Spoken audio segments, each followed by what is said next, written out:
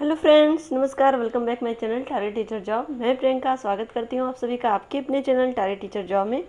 दोस्तों, आज हम बीएड द्वितीय वर्ष प्रथम प्रश्न पत्र शिक्षण के सिद्धांत एवं विधियाँ पढ़ेंगे और ये है आपका लेक्चर नंबर 63।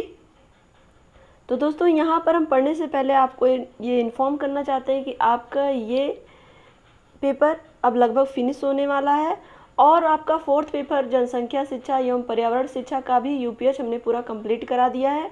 साथ ही जिन हमारे छात्राध्यापक अध्यापिकाओं का इतिहास शिक्षण है उसकी भी क्लास की लिंक हम डिस्क्रिप्शन में दे देंगे। तो आपको बस टेलीग्राम चैनल पर भी जाके आप बीएड क्लासेस के नाम से वहाँ पे भी ये सारे लिंक अवेलेबल है, तो आपको जहाँ भी सूटेबल लगे आप वहाँ से अपनी स्टडी कर सकते हैं। तो दोस्तों, आज हम देखेंगे समस्या समाधान विधि। दोस्तों, ये समस्या समाधान विधि के सोपान और समस्या समाधान विधि के गुण और समस्या समाधान विधि की सीमाएं, तो ये सारी टॉपिक हमने कल ही कवर किया था, लेकिन उसमें से कुछ सिस्टम में दिक्कत होने की वजह से आधा ही कवर हो पाया था। समस्या समाधान विधि के सोपान ही केवल उसमें सही से आया था और समस्या समाधान विधि के गुण और सीमाएं ये सब जो छपे हुए अक्षर थे वो उल्टे दिख रहे थे, जिसकी वजह से हमें आधा वीडियो डिलीट करना पड़ा।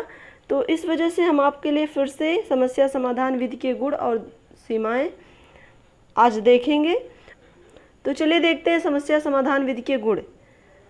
समस्या समाधान विधि के गुण यहाँ पर हम देखने से पहले आपको एक बार समस्या समाधान विधि के सोपान के विषय में बता देते हैं। समस्या समाधान विधि के प्रमुख पद या सोपान निम्नलिखित हैं। पहला था समस्या का चयन करना और दूसरा था समस्या का प्रस्तुतिकरण करना, तीसरा था परिकल्पना का निर्माण करना और चौथा था प्रदत्तों का संकलन करना, पांचवा था प्रदत्तों का विश्लेषण करना और छठा इसमें पॉइंट था निष्कर्ष। तो इसमें समस्या का चयन करने में जो भी समस्याएं हैं उनका सबसे पहले चयन करना है और उसमें शिक्षक और छात्र दोनों मिलकर इसका चयन करना चाहिए, ये हमने देखा था। और समस्या का प्रस्तुतिकरण किस तरह से होना चाहिए, समस्या की परिस्थिति उत्पन्न होने से छात्र उसके समाधान के लिए प्रेरित होते हैं और उसमें लग जाते हैं। तो एक तरह से शिक्षक को इस तरह की समस्याएं उत्पन्न करनी चाहिए जिससे छात्र उस समस्याओं को चुन पाएँ और साथ ही उसका प्रस्तुतिकरण के लिए परिकल्पना का निर्माण नंबर 3 पॉइंट था। तो परिकल्पना का निर्माण में भी जब छात्रों के समक्ष समस्याएं या परिस्थितियां उत्पन्न हो जाती हैं तो वह तनाव, उत्तेजना आदि का अनुभव करते हैं और समस्या समाधान करने में लग जाते हैं। तो उसके बाद था प्रदत्तों का संकलन। प्रदत्तों के संकलन में जिसमें अवलोकन, साक्षात्कार, क्रम निर्धारण, पड़ताल, सूची, प्रश्नावली, व्यक्ति अध्ययन और व्यक्ति इतिहास और निष्पत्तियों का मापन, ये सारी चीज़ें रहती हैं, जिसमें अवलोकन के माध्यम से और साक्षात्कार के माध्यम से, क्रम निर्धारण के माध्यम से छात्र प्रदत्तों का संकलन करते हैं। और नंबर 5 पर था प्रदत्तों का विश्लेषण, जो जिस तरह की समस्या उसी के अनुसार ही उसका विश्लेषण करना, उसमें प्रदत्तों का उपयोग करना, ये सारी चीज़ें हमने देखी थी। अब नंबर 6 पॉइंट पर था निष्कर्ष, और निष्कर्ष में था कि जो भी परिकल्पनाएं बनाई गई उनकी स्वीकृति या अस्वीकृति के संबंध में निर्णय लिए जाएं कि क्या इसमें कौन सी परिकल्पना सही होगी, कौन सी परिकल्पना नहीं सही होगी, जिससे कि समस्या समाधान हो सके। तो ये था उसका निष्कर्ष। तो दोस्तों, अब हम चलते हैं समस्या समाधान विधि के गुण। इसमें पहला पॉइंट है समस्या समाधान विधि के गुण में कि यह विधि हमें समस्या का समाधान करना सिखाती है। प्रत्येक जीवन समस्याओं से पूर्ण है। यह विधि छात्रों को जीवन के समस्याओं का हल करने योग्य बनाती है।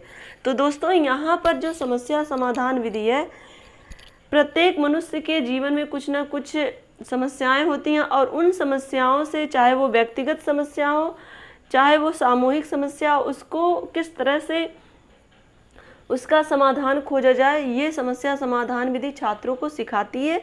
नंबर 2 पॉइंट पर हम देखें, इस विधि में शिक्षक तथा छात्र सोचने के लिए स्वतंत्र होते हैं। उन्हें स्मृति व बोध स्तर के शिक्षक की भांति निर्धारित कार्यक्रम का ही अनुसरण नहीं करना होता। तो दोस्तों, यहाँ पर जिस तरह से स्मृति स्तर या फिर बोध स्तर के शिक्षण में केवल उनके कार्यक्रमों का अनुसरण किया जाता है। यहाँ पर ऐसा कुछ नहीं होता है। यहाँ पर शिक्षक और छात्र दोनों ही सोचने के लिए स्वतंत्र होते हैं, दोनों ही अपने व्यक्तिगत बुद्धि के आधार पर, व्यक्तिगत क्षमता के आधार पर समस्या के लिए निर्णय ले सकते हैं। नंबर 3 पॉइंट पर हम देखें, इसमें छात्र नवीन संदर्भ में पुराने तथ्यों का प्रयोग करना सीखते हैं। तो दोस्तों,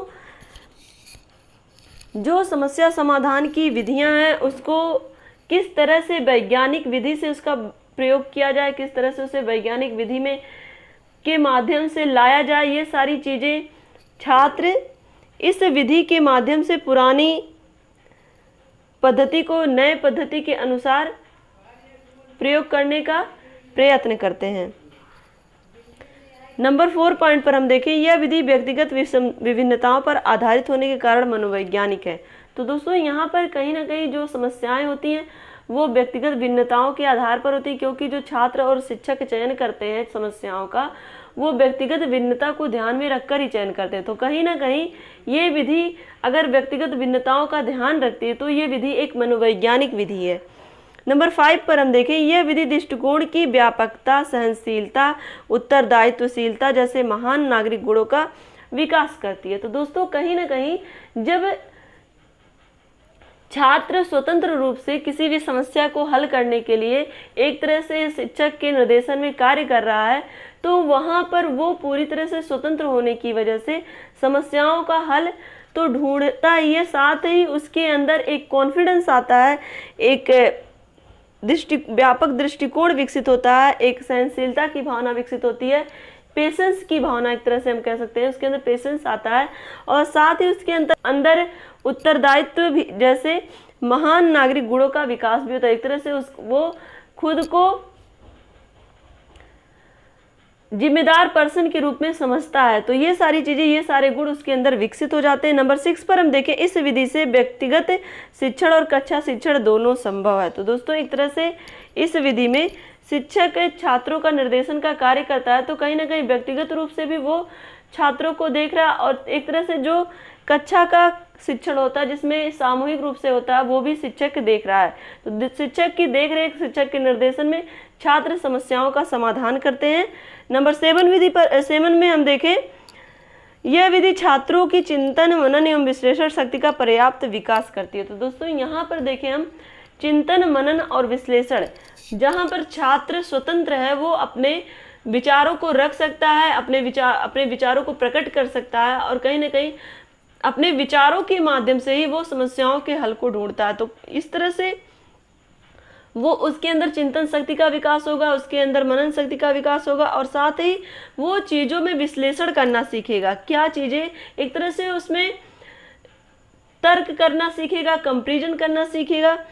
तो इस तरह से उसके अंदर तर्क शक्ति का भी विकास होगा। नंबर 8 पर हम देखें, यह प्रेरणात्मक विधि है। एक तरह से यहाँ पर शिक्षक के माध्यम से निर्देशन दिया जा रहा है, तो कहीं ना कहीं शिक्षक अपने छात्रों को प्रेरित कर रहा है अपने समस्याओं के समाधान को ढूंढने के लिए। तो एक तरह से यहाँ पर ये विधि जो है वो प्रेरणात्मक विधि है। नंबर 9 पर हम देखें, इस विधि से छात्र सामान्यीकरण करने में समर्थ होते हैं। एक तरह से सामान्यीकरण का क्या तात्पर्य है कि जो चीज़ें समान रूप से एक जैसी हैं उनको एक तरफ करना, और साथ ही जिसमें भिन्नता उसको दूसरी तरफ करना। तो एक तरह से उनके अंदर सामान्यीकरण की भावना का विकास होता है। वो चीज़ों को जिसमें जो सिमिलरिटी रहती है उसके हिसाब से देखना शुरू करते हैं, एक तरह समस्याओं का समाधान किस तरह से किया जाए इसके बारे में सोचना शुरू करते हैं। नंबर 10 पर हम देखें, इस विधि से छात्र एकीकरण, मूल्यांकन एवं निष्कर्ष निकालने की प्रक्रिया से प्रेरित हो जाते हैं। तो एक तरह से छात्र एकीकरण और मूल्यांकन और निष्कर्ष तक पहुंचते हैं, जहां पर उन्हें अलग अलग सोपान के माध्यम से, जो हमने देखा ना समस्या समाधान विधि के सोपान में, वहां पर समस्या का चयन भी करते हैं, वो प्रस्तुतीकरण भी करते हैं, परिकल्पना का निर्माण भी करते हैं, प्रदत्तों का संकलन भी करते हैं, प्रदत्तों का विश्लेषण भी करते हैं, और साथ ही निष्कर्ष पर भी पहुंचते हैं और उसका मूल्यांकन भी करते हैं।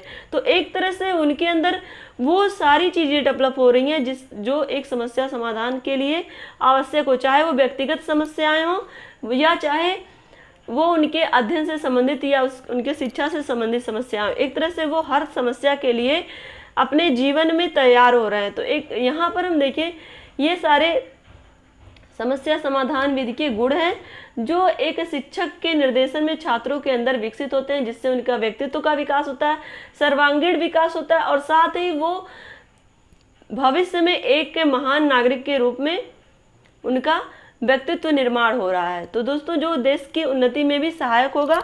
तो अब हम देखते हैं समस्या समाधान विधि की सीमाएं। क्लियर?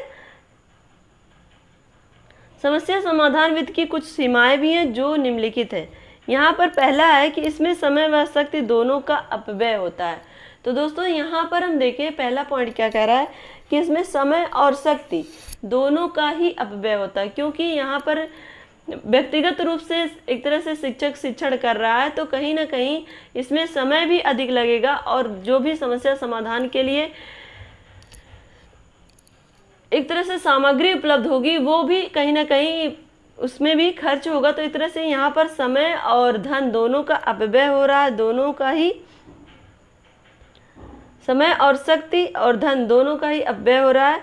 तो नंबर 2 पर हम देखें इस विधि के बार बार प्रयोग से समस्या विधि की सरलता और आकर्षण समाप्त हो जाने का भय रहता है। तो दोस्तों यहाँ पर हम देखें बार बार एक ही विधि का प्रयोग करने से जो भी समस्याएं होती हैं उनमें सरलता और आकर्षण समाप्त हो जाने का भय रहता है। तो दोस्तों कहीं ना कहीं अगर वही विधि बार बार प्रयोग करेंगे तो दोस्तों कहीं ना कहीं छात्रों में एक तरह से जो रुचि है वो खत्म हो जाएगी।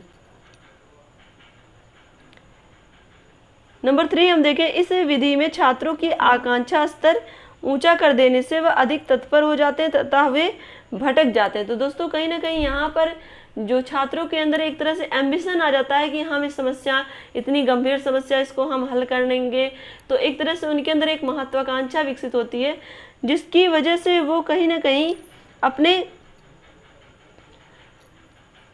जो वास्तविक मार्ग है उससे भटक जाते हैं। नंबर 4 पर हम देखें कम बुद्धि लब्धि वाले छात्रों के लिए यह विधि अनुपयुक्त है। तो दोस्तों यहाँ पर हम बात करें क्योंकि इसमें विश्लेषण, मूल्यांकन, प्रदत्तों का संकलन, प्रस्तुतिकरण और प्रदत्तों का विश्लेषण ये सारे सोपान आते हैं। तो इसमें कहीं ना कहीं जो बच्चे या जो छात्र जिनकी बुद्धि लब्धि कम है, जो एक तरह से पिछड़े बालक की श्रेणी में आते हैं, उनके लिए ये सारे समाधान या समस्या समाधान विधि उपयुक्त नहीं है। नंबर 5 पर हम देखें इस विधि में अप्रत्यक्ष रूप से शिक्षकों पर अधिक भार पड़ने लगता है। तो दोस्तों कहीं ना कहीं अप्रत्यक्ष रूप से शिक्षकों पर अधिक भार पड़ता है इस विधि में। और नंबर 6 पर हम देखें इस विधि में निष्कर्ष के गलत होने का भय बना रहता है।